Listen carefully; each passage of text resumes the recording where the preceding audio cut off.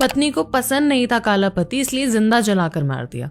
बहुत सारे लोगों को ये हेडलाइंस बहुत फनी लग रही होगी, but if you finding it funny you need to get yourself checked, because ये बिल्कुल भी फनी नहीं है। ये इंसिडेंट है बरेली का, जहाँ पे एक लड़की की शादी उसके फैमिली वाले जबरदस्ती करवा देते हैं। जिस इंसान से, जिस लड़के से उसकी शादी करवाई जाती है वो उसे बिल्कुल भी पसंद नहीं था, पर it doesn't give her the right कि वो उस इंसान को मार ही डाले। वो औरत एक दिन मौका ढूंढती है जब वो अपने पति के साथ घर पे अकेली थी। वो उसके ऊपर मिट्टी का तेल डालती है और उसे जिंदा जला देती है।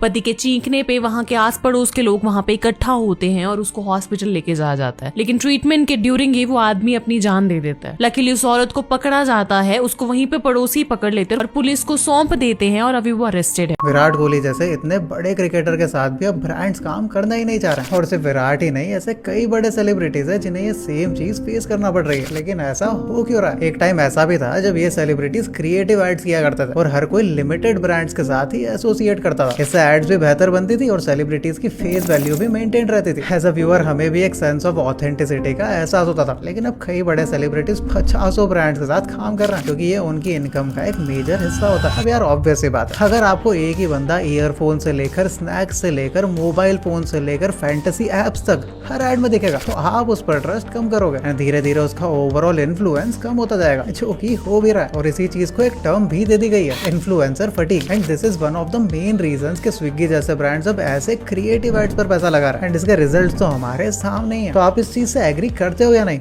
कमेंट करके बताओ। समय रैना और रणवीर अलाहाबादिया से फुर्सत मिल गई हो तो मैं आपको हमारे देश के कुछ असली इश्यूज बताना चाहता हूं। पिछले कुछ दिनों से हमारे न्यूज चैनल्स की जुबान पर बस ये 2 नाम हैं, लेकिन बाकी सारी न्यूज को पूरी तरह दबा दिया गया है। मणिपुर में बीरेन सिंह की रेजिग्नेशन के बाद अब मणिपुर में प्रेसिडेंट्स रूल लागू कर दिया गया है। इसका मतलब है कि मणिपुर अब डायरेक्टली सेंट्रल गवर्नमेंट के अंडर होगा। महाकुंभ मेले की बात करें तो रिसेंटली कुछ लोगों ने ट्रेन के शीशे तोड़ना शुरू कर दिया जब उन्हें वहाँ सीट नहीं मिली। फरीदाबाद में एक 4 साल की बच्ची का रेप हुआ, लेकिन इस चीज पर किसी ने भी कोई तरीके का आउटरीच बिल्कुल भी नहीं दिखाया। अब ये सब तो बिल्कुल रीसेंट केसेस हैं। हमारे देश में पहले से ही अतुल सुभाष का केस था, कोलकाता डॉक्टर का केस था और पुणे पॉर्श केस भी था, लेकिन अभी तक भी इन केसेस में जस्टिस का नामो निशान नहीं है। समय रैना और रणवीर अलाहाबादिया केस को इतना ज्यादा एम्पलीफाई कर दिया गया है जिससे मीडिया ने बाकी सभी इश्यूज को अटेंशन देना खत्म कर दिया है।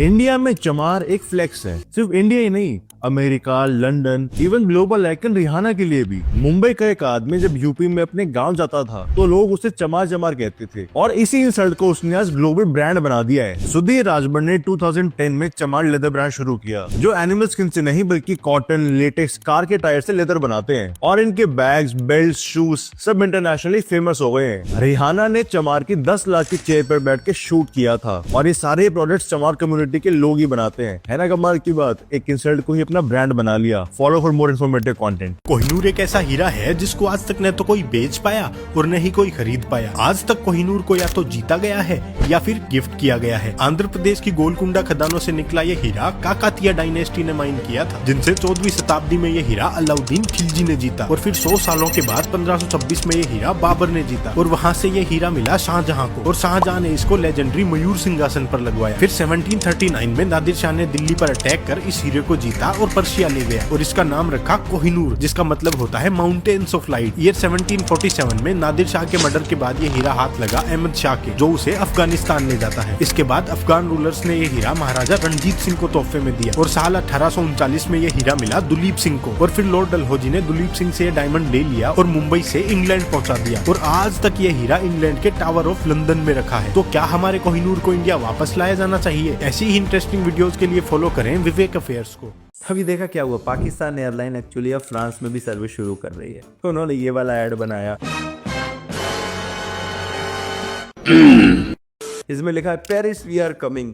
आई एम श्योर जिस बंदे ने ऐड बनाया है उसने शायद कभी 9/11 के बारे में सुना भी नहीं होगा। सबसे मजे की बात यह है कि एयरलाइन के इस ऐड के बारे में पाकिस्तान की पार्लियामेंट में भी प्रॉपर डिस्कशन हुआ है। एक बार जरा इसको सुनो and just think about it, is it a country or just a big fucking joke? ये जो ऐड है ये किसने ये कंसीव की है? स्टूपिडिटी। उन्होंने सर जहाज दिखाया है, सारी दुनिया में इसकी जगह आई हुई है।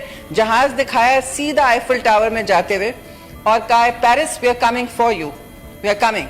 तो आई मीन इनोसेंट मिस्टेक होगा, it may be an innocent mistake, लेकिन बहुत सारे तज्जियाकारों ने, खासतौर से वेस्टर्न तज्जियाकारों में और सिक्योरिटी एक्सपर्ट्स ने, इयन ब्रेमर तक ने कहा वर्ल्ड इकोनॉमिक फोरम वालों के ये क्या कहा जा रहा है पीआई की तरफ से? तो मैं पूछना चाहती हूँ कौन ये एडवर्टाइजिंग एजेंसी है और कौन है जो जिम्मेदार एहलकार जिन्होंने इस तरह का इश्तिहार डाला? इतनी मुश्किल से सिसक के ये एयरलाइन फिर चली है यूरोप की तरफ।